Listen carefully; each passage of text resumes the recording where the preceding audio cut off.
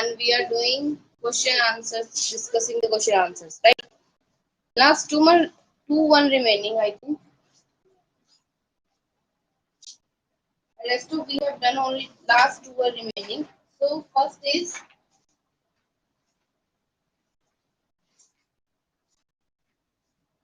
philately help keep the past alive. अब ये philately होता क्या है?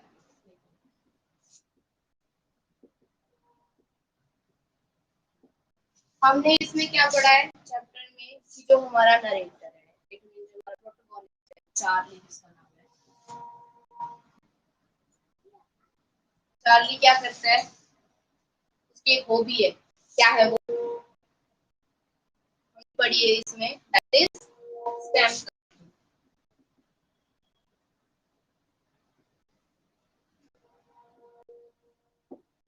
ठीक है, आप बोल सकते हो जो टिकट्स कलेक्ट करते हैं, जो स्टैम्प कलेक्ट करते हैं उसको बोलते हैं।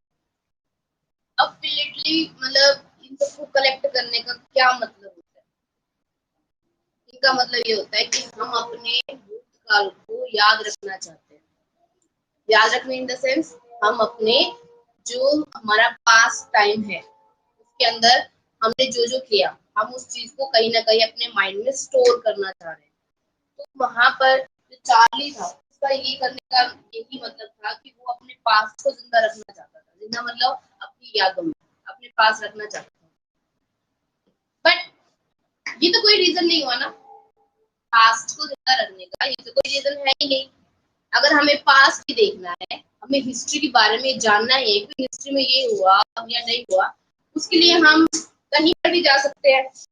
बहुत सारे हिस्टोरिकल मॉन्यूमेंट्स है, राइट, बहुत सारी बुक्स है, बहुत सारी मूवीज बनी हुई है, बहुत सारी स्टोरीज है जिसके बारे में हम जान सकते हैं, राइट। बहुत सारे ऐसे स्पॉट्स है जहाँ पर जाकर हमें हिस्ट्री की पूरी जानकारी मिल जाती है। बहुत सारी ऐसी बिल्डिंग है जो हमारी हिस्ट्री से कनेक्ट हो रही है। तो जो नरेटर वहां पर गया, यानी कि चार्ली जो ये सब कलेक्ट करता था, इसकी वजह से मतलब पास्ट कलेक्शन की वजह से वो पहुंच गया सीधा अपने पास्ट टाइम में, बहुत पुराने पास्ट में, जब उसके दादाजी थे उस टाइम में। तो ये सोचो कि ये सिर्फ क्या था, उसको ये लगता था कि प्रेजेंट सिचुएशन से पास्ट ज्यादा बेटर है, इसलिए वो वहां पर गया। ठीक है, वो वहां पर ज्यादा अपने आप को अच्छा महसूस करता था, और वो सिर्फ उसकी इमेजिनेशन थी। एक्चुअल में ऐसा कुछ सिर्फ हो नहीं सकता। ये सब क्या है, उसकी इमेजिनेशन है, काल्पनिक दुनिया थी। सैम का लेटर देखना, उसका थर्ड लेवल में जाना, सैम का ये बोलना कि भाई मैं वहां पर पहले से ही, ये सब क्या है, कल्पनाएं है। रियलिटी ये सब नहीं हो सकती। हम भी जानते हैं सच जो होता है वो कल्पना से बहुत परे होता है। So this was all about the imagination कि स्टैम्प कलेक्शन करना उसका सिर्फ क्या था, अपनी हिस्ट्री को अलाइव, अपने पास्ट को याद रखना था। अब यही है कि discuss other way in which this is done.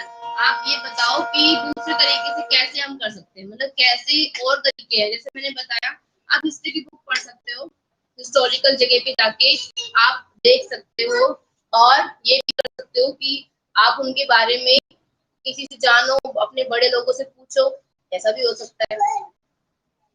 Then, what do you think of human tendency to constantly move between the past, present and the future? मतलब इंसानों की क्या धारणा होती है कि वो पास्ट, प्रेजेंट, फ्यूचर इन्हीं में घूमते रहते हैं। हमने भी देखा है, पास्ट में लोग जाते हैं, पास्ट में किस मतलब पास्ट में जाने का मतलब चार्ली पीछे गया पास्ट में, तो उसको क्या पता लगा, the life before war was quite peaceful, right. The time where his grandfather was living, it was a peaceful time. तो उसको वो समय अच्छा लगा। तो पास्ट में जाने का मतलब क्या होता है कि लोग ये देखना चाहते हैं कि जो हम आज रह रहे हैं जिस तरीके से, क्या हमारे पूर्वज भी इसी तरीके से रहते थे। सेकंड, प्रेजेंट से हम उसको कंपेयर करते हैं, राइट। फिर हम ये सोचते हैं कि फ्यूचर के अंदर वो गलतियां ना हो जो हमारे बड़े पास्ट में कर चुके हैं, जिसकी वजह से उनको भुगतना पड़ा। तो ये इंसान की क्या है धारणा है कि वो प्रेजेंट, पास्ट, फ्यूचर इन्हीं के बीच में घूमता रहता है। रीजन क्या हो, यही होता है कि वो अपने पास्ट को अपने प्रेजेंट से कंपेयर करता है। पास्ट की हुई गलतियों को वो सीखता है, और फिर उसके बाद वो फ्यूचर में उन चीजों को अप्लाई करने से पहले कई बार सोचता है कि शायद ये करने से वहां गलत हुआ था, तो मुझे यहाँ पर ऐसा नहीं करना चाहिए। तो ये जो टेंडेंसी है ह्यूमन की, ये कहीं ना कहीं उसके लिए बेनिफिशियल है, बेनिफिट होता है। अगर हम ये देखें कि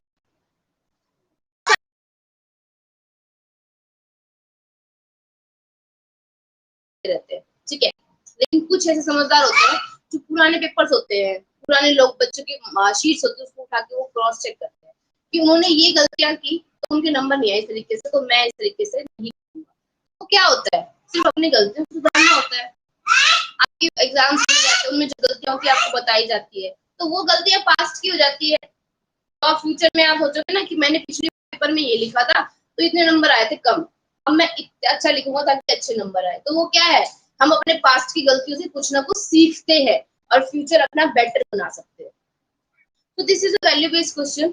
कहीं ना कहीं ये हमें हेल्पफुल भी, हमारे लिए हेल्पफुल भी है। ये हमें सिखा रहा है कि जैसे चार्ली जो था अपने पास्ट में जाके खुश था क्योंकि पास्ट उसको पीसफुल लग रहा था, और मॉडर्न टाइम बहुत ही स्ट्रेसफुल है, बहुत वरीज है, स्ट्रेस है, फियर है, ये सब कुछ है और बहुत हरी है, लोग जल्दबाजी में घूम रहे हैं। तो वो ये चाहता था कि मेरा फ्यूचर इस तरीके से ना हो, इसलिए वो दोनों को कंपैरिजन करके आगे बढ़ना चाहता। ठीक है, कहीं ना कहीं उसकी इमेजिनेशन जो है उसके लिए हेल्पफुल है, उसके फ्यूचर को सुधारने के लिए। तो इसलिए हमारा जो ये टेंडेंसी है ना कि हम प्रेजेंट पास्ट फ्यूचर करते हैं, ये कहीं ना कहीं हमारे लिए बेनिफिशियल ही है, इसको नुकसान नहीं है। हम अपने फ्यूचर को सुधार सकते हैं अपनी पास्ट की गलतियों को ना दोहरा के। तो पास्ट को याद रखना भी बहुत जरूरी है। नेक्स्ट क्वेश्चन है, you have read adventure by Jayant Narlikar in Hornbill class 11th, compare the interweaving of the fantasy and reality in two stories. हाँ जी, जैसे हमारा 11th में चैप्टर था ना एडवेंचर, वहां पर जो हमारा नरेटर है यानी कि जयंत नार्लिकर है, उसने क्या दिखाया था, वही फैंटेसी दिखाई थी उसने भी, कि कैसे इमेजिनेशन के अंदर मतलब हमारी जो काल्पनिक दुनिया है,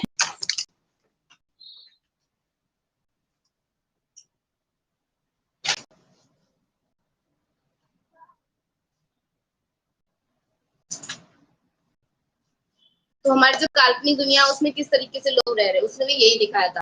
और जो हमारा प्रोटोगोनिस्ट है चार्ली, वो भी यही बता रहा है हमें कि इमेजिनेशन जो है वो कहीं तक भी जा सकती है, ठीक है, उसकी कोई लिमिट नहीं है, हम अपने काल्पनिक दुनिया में कहीं तक भी पहुंच सकते हैं। ठीक है, अब ये क्या है देखो, वैसे तो ग्रैंड सेंट्रल पे 2 रोड थे, उसको तीसरा भी मिल गया, यानी कि टू लेवल थे, उसको तीसरा लेवल ही मिल गया। ये उसकी इमेजिनेशन थी, क्योंकि वो काफी टाइम से स्टैम्प कलेक्टिंग कर रहा है।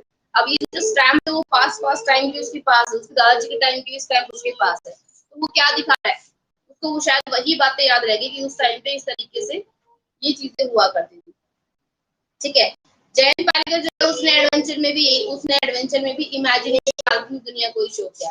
आपने 11th में वो चैप्टर नहीं पढ़ा क्योंकि वो डिलीट हो गया था उस टाइम, लेकिन अगर आप उसको देखोगे तो वो भी उसी तरीके के वर्ड, रियलिटी, फैंटेसी और ये जो दुनिया है उसी के बारे में वो बात कर रहा है। ठीक है, तो दोनों स्टोरीज जो है वो इमेजिनेशन को बताती है कि किस तरीके से जो इमेजिनेशन है इंसान की जो काल्पनिकता है वो कहीं तक भी उसको लेके जा सकती है, राइट। और रियलिटी सिर्फ इतनी होती है कि हम अपनी एक्चुअल जो हम है ना उसको नहीं भूलते। कल्पना की दुनिया में भी हम घूम के आ जाते हैं, काल्पनिक दुनिया जो होती है, और हमारी रियलिटी को भी महसूस कर सकते हैं। ठीक है, वो भी यही बताता है, जो जयंत पालकर है उसने जो एडवेंचर में बताया है वही फैंटेसी दिखाई है कि मतलब नहीं कहलाते हैं। कल को अगर हम काल्पनिक दुनिया के बारे में मतलब कुछ होता है ना, डे ड्रीमिंग कर रहे हैं, दिन में बैठ के सपने ले रहे हैं, तो कोई उनसे पागल नहीं बोलता है, पागल थोड़ी है, बस क्या है उसके सपने ऐसे कि वो दिन में भी सोचते रहता है, राइट। और कुछ ऐसे होते हैं जो क्या करते हैं, सिर्फ रियलिटी के अंदर, सच्चाई के अंदर रहते हैं वो लोग, उनको सिर्फ सच्चाई से मतलब है, उनको हमेशा अपनी रियलिटी शो करनी है, कोई इमेजिनेशन का मतलब नहीं होता। तो आपकी जो दोनों चैप्टर है इनमें कहीं ना कहीं इमेजिनेशन जो है वो दिखाई हुई है। चार्ली की हम पढ़ चुके हैं, ऐसी तरीके से एडवेंचर में भी जयंत पालिकर ने वही दिखाया किस तरीके से हमारी इमेजिनेशन, हमारी जो फैंटेसी है वो भी कहीं तक भी ली जा सकती है। ठीक है, और लोग जो है वो क्या सोचते हैं, अपनी इमेजिनेशन के थ्रू, यानी कि हम चाहते हैं अपनी काल्पनिक दुनिया के अंदर खो जाना। अगर हमें कल्पना के अंदर यहाँ से अच्छी दुनिया मिलेगी तो ऑब्वियसली हम यही चाहेंगे कि हम उसी दुनिया में जाए, हम यहाँ क्यों रहे। जैसे कि चार्ली के साथ हुआ, चार्ली को मिली अच्छी दुनिया कहाँ पर, थर्ड लेवल के अंदर। वहां पर उसने क्या सोचा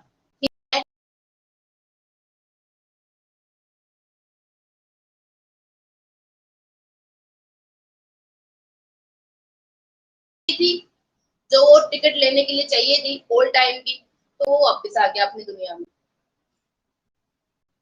मतलब कि उसका जब भी उसको ये लगेगा वापस दुनिया में आने का मतलब क्या था कि जब उसके पास वापस करेंसी होगी ना, वो चेंज करेगा तो वो वापस वहां पर चला जाएगा। लेकिन उसके बाद वो थर्ड लेवल उसको कभी मिला ही नहीं, और ना मिलने का रीजन ये था कि वो सिर्फ उसकी काल्पनिकता थी, उसमें कोई सच्चाई नहीं थी, it was not reality. And when he wanted to go back, he was not able to go. Reason is that because it was only fantasy, right? और उसने पैसे एक्सचेंज भी कराए ओल्ड करेंसी के अंदर ताकि वो वहां जाके आराम से रह सके। ठीक है, अब जब वाइफ को वहां पर याद किया तो हमें ये पता लग गया कि ये पागल नहीं है। मतलब ऐसा होता है ना, कई लोग पागल वाली हरकतें करते रहते, यहाँ चले गए वहां घूम गए, वो पागल नहीं है, वो मतलब सही है, दिमागी रूप से वो सही है, बट अपनी इमेजिनेशन में वो ये चाहता है कि वो किसी अच्छी जगह पे जाए जहां पर बहुत शांति हो और ये आज दुनिया वाली भीड़ भाड़ ना हो, उसको ये चाहिए था। ठीक है, so it was his way to escape from the modern world. वो चार्ली का तरीका था जिसके थ्रू वो असली दुनिया से बच सकता था। ठीक है, वो गलत नहीं था अपनी जगह पे, वो यही चाहता था कि उसको क्या करना है, जो मॉडर्न दुनिया है उससे दूर होना है थोड़ा सा, वो यही चाहता था। ठीक है, तो उसका कहीं पर वो गलत नहीं दिखाया हुआ है, और ये उसका तरीका था एस्केपिज्म का, जो वो वहां पर गया सिर्फ किस लिए, that he wanted to escape from the modern time। Clear? तो ये है हमारी स्टोरी।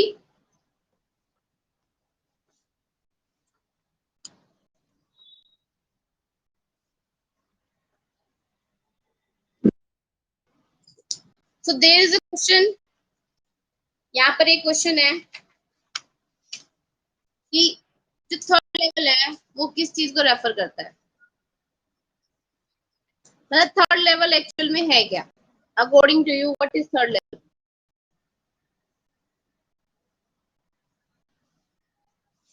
थर्ड लेवल के अंदर क्या शो किया गया है, क्या है वो third level? Past time, but narrator जो हमारा प्रोटोगोनिस्ट चार्ली है वही क्यों गया थर्ड लेवल में?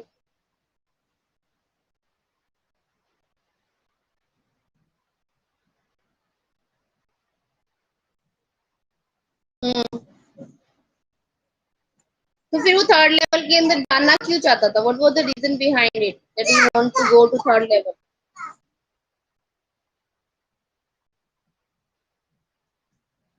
Okay, he wanted a peaceful life, right? And what about his wife?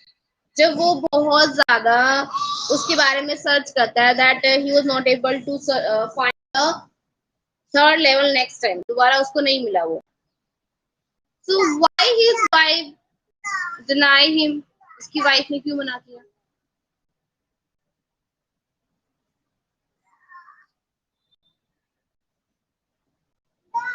What was the reason behind it?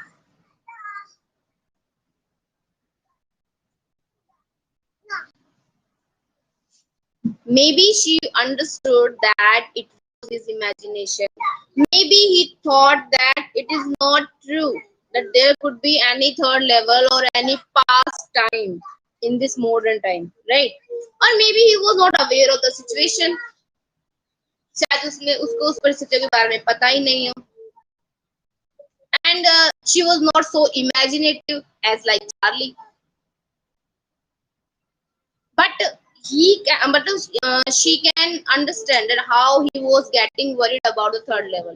कितना परेशान था वो थर्ड लेवल के बारे में, वो ये देख सकती थी ना कि उसका जो हस्बैंड है वो थर्ड लेवल के लिए कितना परेशान है। तो ये सब कुछ जो है वो हमें बताता है कि उसकी वाइफ जो थी वो इतना इंटरेस्टेड नहीं थी थर्ड लेवल में। क्यों? क्योंकि उसको पता था एक्चुअल में कोई ऐसी लाइफ एग्जिस्ट ही नहीं करती है। ठीक है, एनी अदर क्वेरी?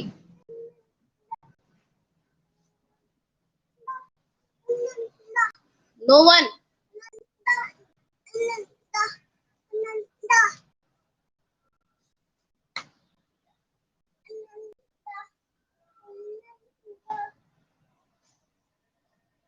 क्लास में सब प्रेजेंट होके भी एब्सेंट हो जाते हैं ना।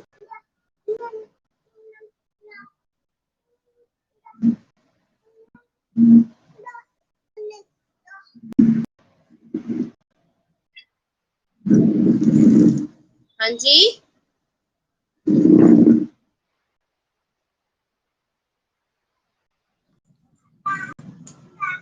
कहाँ पर है वो वर्ड SW? क्या बोला आपने?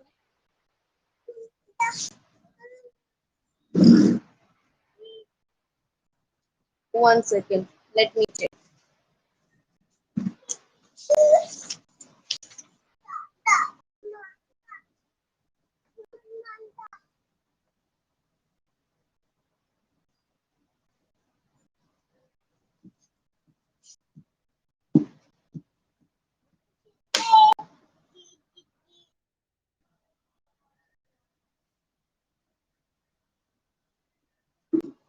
What is the reality behind Sam's letter? And we have seen that Sam has sent a letter for Charlie,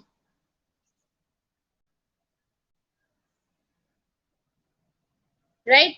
And it was the envelope वो first day cover जो था, जो वो स्टैम्प कलेक्ट करते थे ना, when the first stamp issue first time, पहली बार जो स्टैम्प इश्यू होती थी, वो लेटर चार्ली के पास कैसे आया और उसके अंदर वो खाली पेज रखते थे. It was an empty page, but in Sam's first day cover there was a letter. वहां पर एक लेटर था.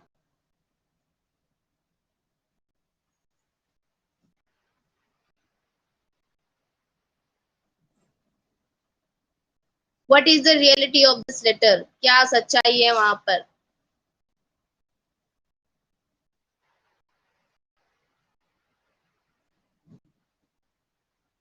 Charlie was just imagining. It was not reality. वो इमेजिन ही कर रहा था, राइट? वो सच्चाई हो नहीं सकती है. या सैम इमेजिन कर रहा था.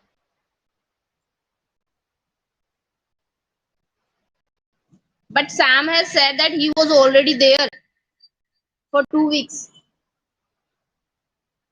And he also advised Charlie to keep on searching the third level.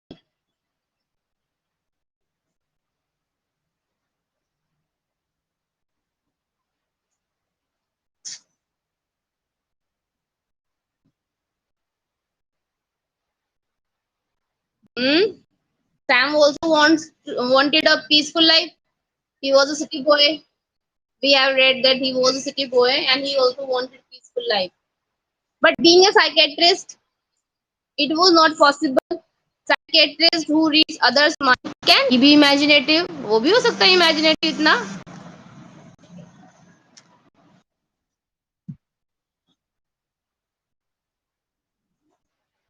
जो दूसरों की प्रॉब्लम सॉल्व करते हैं साइकियाट्रिस्ट, तो दूसरों को उस दुनिया में वापस लाते हैं. क्या वो खुद उस दुनिया से बाहर निकल सकते हैं? No, it is just a fantasy.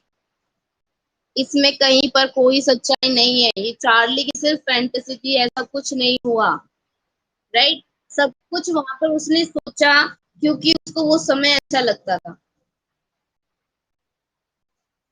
Escape होना, देखो, एक सिचुएशन से एस्केप होना और वर्ल्ड से एस्केप होना, बोथ आर डिफरेंट थिंग.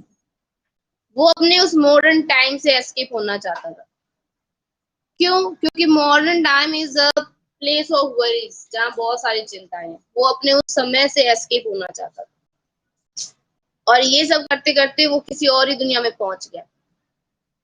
अभी भी वो ढूंढ रहा है उस चीज को, तो रीजन यही है कि वो ये चाहता है कि मैं वापस उसी दुनिया में चला जाऊं जहां पर शांति हो, जहां पर लोग एक दूसरे के साथ प्यार से रहते हो, जिनकी दुनिया में कोई भी चिंता ना हो।